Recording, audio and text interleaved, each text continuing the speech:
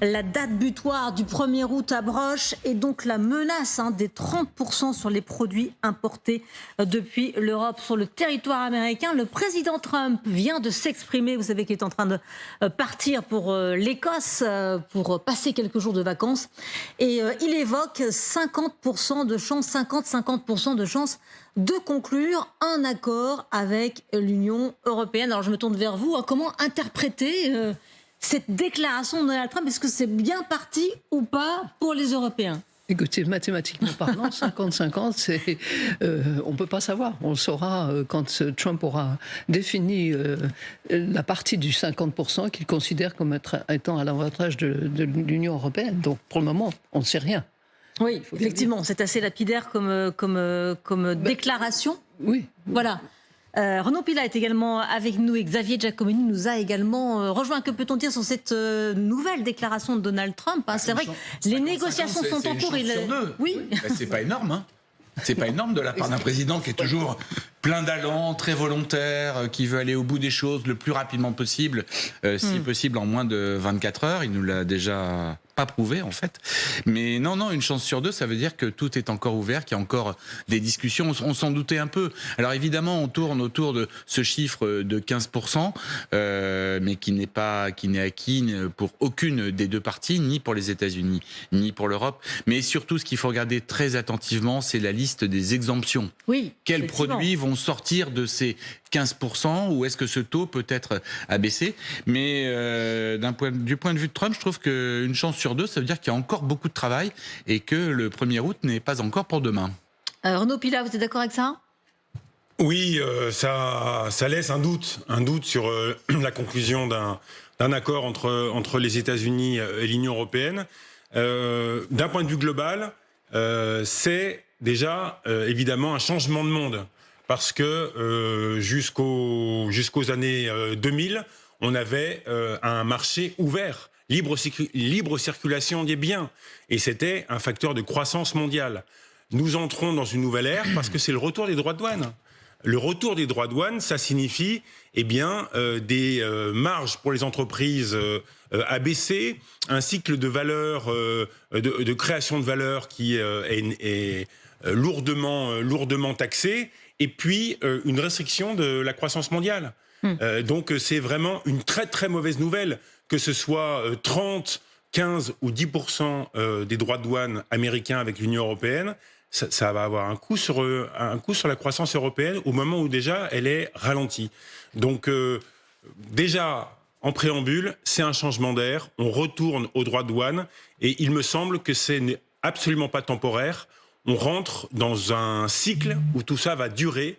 Et donc, l'industrie européenne va devoir s'adapter, ça va être très compliqué. Alors, vous le disiez, un accord qui porte sur 15% de droits de douane qui serait en train d'être négocié, mais l'Union européenne prépare aussi des mesures de rétorsion au cas où. Elle affirme être prête à taxer pour quelques 100 milliards d'euros des biens américains, avions, voitures, bourbons, jeans, etc. L'Union européenne qui envisage aussi de cibler les services américains, y compris la tech, les services financiers, on y reviendra tout à l'heure. Anne Kratz. Moi, je voudrais vous lire quelque chose d'historique pour rebondir sur ce qui vient d'être dit. Le 15 octobre 1927, The Literary Digest, qui est un journal américain, dit ceci. À ce moment-là, c'était le moment où les États-Unis pensaient à mettre des tarifs les plus élevés de l'histoire américaine. Et c'est ce qu'ils disent ici. Je l'ai traduit en français, bien sûr. Le tarif le plus élevé de l'histoire américaine, conçu pour exclure l'industrie européenne du marché américain. Ce sont les mots du journal américain, devient par son application uniforme à tous les pays la base d'une demande pour les droits de douane étrangers les plus bas sur les produits américains. Et conclusion, voilà le cœur du litige. Tout le problème réside dans la différence entre un tarif de négociation et un tarif de combat. La guerre est déclarée. Voilà ce que dit ce journal de 1927 que j'ai sorti de mes archives. Qu'est-ce qui s'est passé après 1927 ? Le commerce mondial, comme ça vient d'être dit, a été complètement chamboulé. Un an et demi après, qu'est-ce qui s'est passé ? Il y a eu un crash à la bourse de New York en 1929. Pourquoi ? Parce que Des pays comme l'Allemagne, ne parlons pas de la France pour le moment, mais on en parlera après. Des pays comme l'Allemagne, dès que ces tarifs lui ont été appliqués, n'ont plus pu vendre leurs produits en Amérique. Or, ils devaient rembourser la dette qu'ils devaient aux Français et aux Anglais pour la Première Guerre mondiale en dollars. Non seulement ça, ils devaient aussi rembourser en dollars les prêts que l'Amérique avait faits à l'Allemagne après la désastreuse sortie de la République de Weimar 1922-1923, où l'inflation en Allemagne était montée à 1 million et quelques, etc. Donc tout ça devait être remboursé en dollars par les Allemands. Impossible de le faire puisqu'ils ne pouvaient plus vendre leurs produits aux États-Unis. Et qu'est-ce qu'on a vu arriver en 1931 ? Je vous le donne en mille, Hitler. Oui. Et là, c'est ça qu'il faut regarder de près, parce que la France et l'Allemagne, évidemment, ont des problèmes différents au niveau de leur commerce. Les Allemands vendent, comme chacun le sait, des machines-outils, des voitures, etc. Les Français vendent surtout, mais pas seulement, bien sûr, des produits de luxe. Alors les Français, évidemment, sont dans une meilleure position, malgré tout, parce que si Trump impose 15% aux Français, sur la majorité des produits de luxe, ça ne fera pas grand-chose, malgré tous les cris d'orfraie que poussent les grands producteurs de luxe aux consommateurs de luxe. Au contraire, l'histoire du commerce, et j'avoue que j'ai fait beaucoup de recherches là-dessus, montre très bien que plus c'est cher, mieux ça se vend quand il y a évidemment un pool de gens avec pour la de France, l'argent. c'est assez limité. Ce serait 50 milliards, 1 à 2 points de PIB. Mais effectivement, Anne Kratz a raison de prendre cet exemple-là du désordre mondial qui peut surgir après ces négociations, au moment où les droits de douane seront instaurés. On a déjà vécu ça quand même dans la première version Trump entre 2016 et 2020. Et ça s'était passé à peu près de la même manière d'ailleurs. Et on avait eu du mal à taxer parce que les produits de grande consommation américains vendus en Europe, en France particulièrement, sont pas si nombreux que ça. Parce que quand vous avez taxé le bourbon, les jeans, et encore les jeans qui viennent des États-Unis aujourd'hui, il ne doit pas en rester beaucoup, les Harley Davidson, quelques matériels électroniques, notamment pour les bateaux, quelques bateaux aussi. Le reste, c'est vraiment du matériel. Il y a des machines-outils, il y a des choses comme ça, notamment dans le domaine médical, mais ça ne va pas chercher loin puisque les Américains nous vendent essentiellement, à travers les GAFAM, des services. Et là, c'est beaucoup plus compliqué. Et ça, c'est un autre effectivement champ de négociation. Là, c'est un peu la bombe nucléaire si on taxe les services. Effectivement, les douanes françaises, en tout cas, ont donné un chiffre, environ 2000 entreprises françaises qui seraient quand même très exposées au marché américain pour 10% ou plus de leur chiffre d'affaires et qui subiraient la moitié du choc des droits de douane additionnels. Dont les viticulteurs d'ailleurs. Effectivement, il y a aussi les viticulteurs dedans, tout à fait. Je voudrais faire encore une fois une comparaison avec l'Allemagne. Le problème, l'Allemagne donc ne pouvait pas rembourser ses dettes. Et maintenant, la France est dans une situation où elle ne peut pas rembourser ses dettes parce que sa dette est presque entièrement en dollars. Pourquoi ? Parce que les bons du Trésor français sont, je ne sais pas quel est le pourcentage exact, mais détenus par les grands fonds de pension américains. Et donc voilà, on est là. Et comme vous le savez, le président Trump et son secrétaire au Trésor, Scott Bessent, veulent absolument faire baisser le dollar. Et c'est pour ça qu'ils veulent mettre à la porte Jerome Powell, le président de la banque. On en parlera tout à l'heure. Oui, parce que comme ça, ils pourront imprimer de plus en plus de dollars, ce qui sera catastrophique pour tous les gens qui possèdent. À l'inverse, un dollar qui baisse, c'est favorable pour nous, en fait. Notamment en matière d'achat d'énergie, qui est un poste extrêmement important. En matière d'énergie, comme l'énergie qu'on achètera ne viendra pas de chez nous, mais viendra d'ailleurs, ceux qui en produisent ailleurs vont être obligés de faire monter leur prix pour compenser la perte du dollar. Donc on est perdant sur tous les tableaux économiquement. Allez, nous sommes avec François Chollet. Bonjour et merci beaucoup d'être avec nous. Vous êtes président de Montségur Finance. Merci d'être là. Je ne sais pas si vous avez entendu, mais Donald Trump s'est exprimé juste avant de prendre l'avion pour partir pour l'Écosse sur cet accord de droits de douane qui est en train d'être négocié entre Américains et Européens. Et il a déclaré de façon un peu laconique, voilà, il y a 50-50% de chances d'arriver à conclure cet accord avec l'Union européenne. Comment est-ce que vous lisez cette déclaration ? Est-ce qu'on va arriver à un accord d'ici le 1er août ? Effectivement, le temps commence à presser et les marchés financiers ne détestent rien plus que l'incertitude, et notamment l'incertitude sur ces droits de douane, parce qu'ils ont des impacts très importants en fonction des secteurs. On a eu des nouvelles, des rumeurs qui venaient du Financial Times hier soir et ce matin, qui donnaient plutôt la proximité d'un accord avec, au final, un taux de droit de douane moyen autour de 15%, qui peut paraître assez élevé, mais il s'agit d'une moyenne et qui prend en compte un certain nombre d'exceptions et puis d'autres secteurs qui, eux, étaient déjà prévus comme étant des secteurs qui seraient plus largement touchés. Je pense par exemple à l'acier ou l'aluminium. Au-delà d'un certain quota, on parlait déjà d'à peu près 50% de droits de douane. Donc arriver entre 10 et 15%, c'est pas forcément une très bonne nouvelle.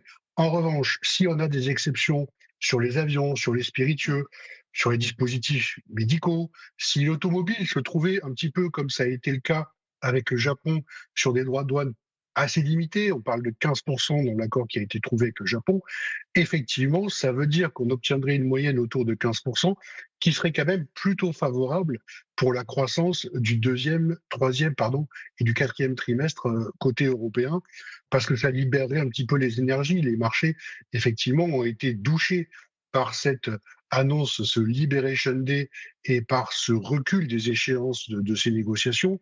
On va dire les remontées régulières de Donald Trump dans la négociation quand même assez abrupte de ces accords sont autant de volatilité sur des entreprises qui ont du mal, du coup, à établir des plans d'investissement et des plans d'action pour les contrer et s'adapter à cette nouvelle donne américaine.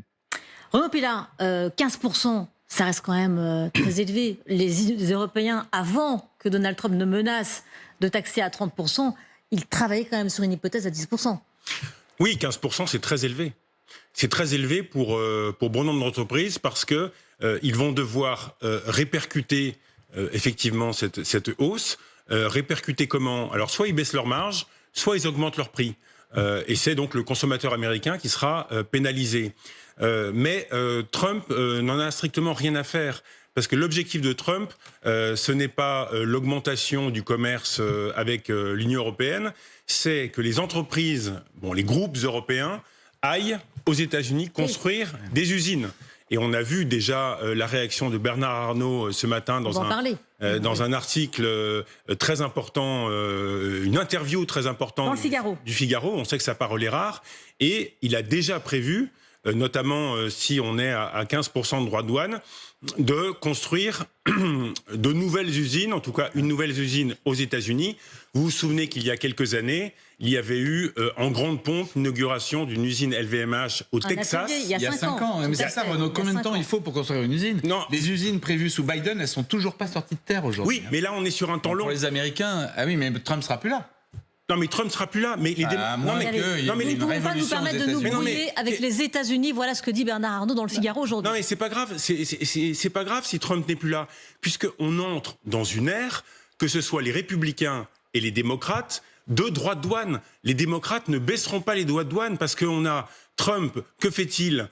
Il met des droits de douane importants pour avoir des usines, mais Biden faisait la même chose.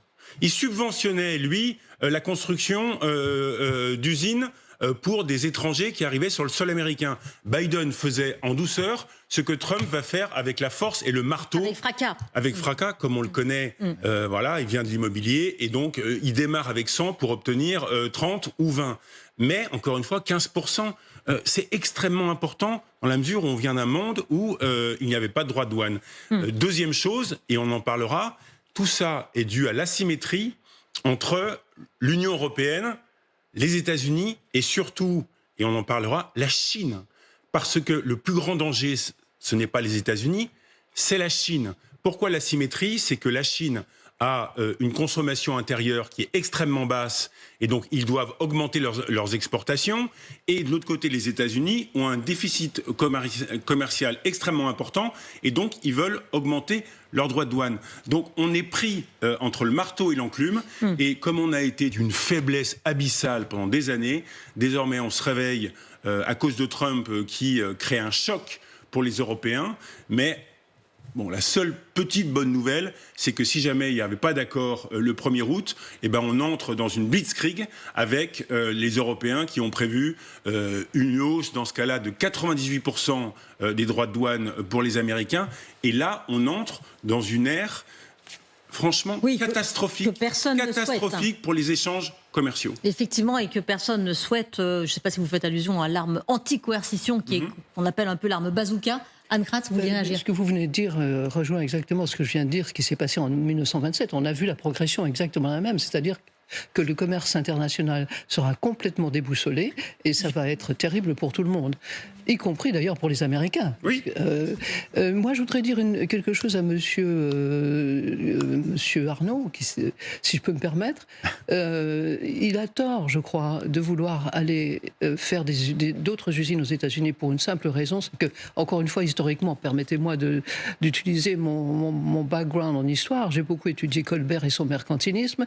Quand Colbert a trouvé que les Français dépensaient trop en dentelle et en tissu en Italie, qu'est-ce qu'il a fait ? Il a fait venir les producteurs de tissus, les tisserands de Venise, de Gênes, de Florence et d'ailleurs, les dentelières de Venise, etc. Il les a tous fait venir en France. Il a fait venir également ceux qui savaient faire les miroirs, ce que nous ne savions pas faire en France. Résultat, les Français n'ont plus envoyé leur or en Italie, mais les Italiens ont été complètement exclus de cette partie de la production du luxe. Pourtant, c'était les premiers. Donc, si vous voulez, les Américains qui achètent des produits de luxe, ils les achètent parce qu'ils ont été produits aussi à Paris. Oui. Parce que Paris reste quelque chose qui, malgré toutes les vicissitudes de la vie, de l'histoire, etc., ça fait briller des étoiles dans les yeux de beaucoup d'Américains. À partir du moment où ils sauront qu'ils ont été faits au Texas, ce sera beaucoup moins intéressant. Pourtant, Bernard Arnault dit que ce ne sera pas un problème pour les clients américains. Mais on en parlera de tout ça. Je voudrais qu'on écoute le ministre du Commerce extérieur, qui était sur notre antenne ce matin, dans la matinale Bonjour de TF1, qui s'est exprimé sur ces négociations en cours et leur issue. On l'écoute. Si on parvient dans les prochaines heures, dans les prochains jours, à un accord permettant un niveau de droits de douane soutenable, acceptable, 15%. À peu près, mais qui doit aussi permettre à certains secteurs prioritaires pour nous d'avoir des exemptions. Je pense à l'aéronautique, je pense aux spiritueux qui dépendent beaucoup des marchés américains. Alors nous pourrons considérer cela comme acceptable. Mais attention, l'Europe ne doit pas se laisser faire. Et l'Europe ne doit pas faire preuve de faiblesse dans cette période-là. Et c'est pour ça qu'on a milité pendant longtemps, la France, à être en capacité aussi à savoir répondre. Voilà, François Chollet, on a entendu le ministre du Commerce extérieur. La France ne doit pas être faible. Mais imaginons, il n'y a pas d'accord, François Chollet, qu'est-ce qui peut se passer ? Est-ce qu'il y a des pays qui peuvent être tentés de négocier tout seuls avec le président américain ? C'est une tentation qui peut intervenir et on a vu des dirigeants européens faire le voyage aux États-Unis pour essayer de, on va dire, plaider pour leur propre économie. Nous avons besoin aujourd'hui d'une réponse unique pour l'ensemble des pays de la zone euro, tout simplement parce que nous ne faisons pas le poids seuls face à la machine américaine qui est en face de nous. Ce qui me paraît important, c'est deux choses. Rappeler que l'administration de Donald Trump a besoin des rentrées fiscales des droits de douane pour son exécution budgétaire. Les États-Unis ont un déficit budgétaire extrêmement élevé et ils ne peuvent se passer à moyen terme de ces rentrées fiscales-là pour permettre de tenir ne serait-ce qu'une partie des promesses, notamment de baisse d'impôts, qui ont été faites par le candidat Trump avant son élection. Et la deuxième chose, vous citiez le cas d'LVMH qui investit aux États-Unis comme bon nombre d'entreprises. C'est un mouvement qui me rappelle ce que nous avons connu il y a maintenant une vingtaine d'années, qui était pour d'autres raisons un mouvement d'investissement sur les 3 grandes zones commerciales pour les grandes entreprises européennes, qui avait vocation non pas forcément à éviter les droits de douane, parce que ce n'était pas à l'époque le cœur du sujet, mais plutôt à équilibrer les effets de change. On avait beaucoup d'écarts de change entre l'euro, le dollar, ou entre l'euro et les devises des pays émergents. Et donc les entreprises avaient choisi de se couvrir contre ce risque de change, grosso modo en créant sur place ce qui était vendu dans la devise du chiffre d'affaires réalisé, pour essayer de diminuer la volatilité de leurs résultats liés à ces impacts de change. Et ce mouvement qu'on a aujourd'hui, eh bien, il revient. Et d'ailleurs, on voit que les marchés financiers, si vous regardez les principales valeurs cotées en Europe, ils ont fait le tri entre celles qui avaient cet équilibre-là, qui avaient fait ce netting géographique, et celles qui ne l'ont pas fait. Et on voit que c'est plutôt de nature raisonnable d'avoir produit ces investissements-là. Et donc, la démarche de Bernard Arnault, évidemment, elle ne concernera pas les produits faits à Paris pour la clientèle du luxe qui est vraiment friand de toujours de cette origine, mais clairement, il peut trouver matière comme cela à rééquilibrer un petit peu son activité aux États-Unis. N'oubliez pas que le groupe LVMH est un groupe qui a une stature mondiale, qui fait partie des principales capitalisations mondiales, malgré quelques difficultés que le groupe éprouve depuis maintenant une année à maintenir une croissance importante, du fait notamment de la faiblesse chinoise au niveau de la consommation, du fait de ses droits de douane, mais aussi du fait d'une économie globale qui est plutôt en ralentissement. Eh bien, ils ont intérêt à limiter les impacts, que ce soit des impacts de change, que ce soit des impacts de droits de douane, en étant de la même façon dans une stature globale partout sur la planète.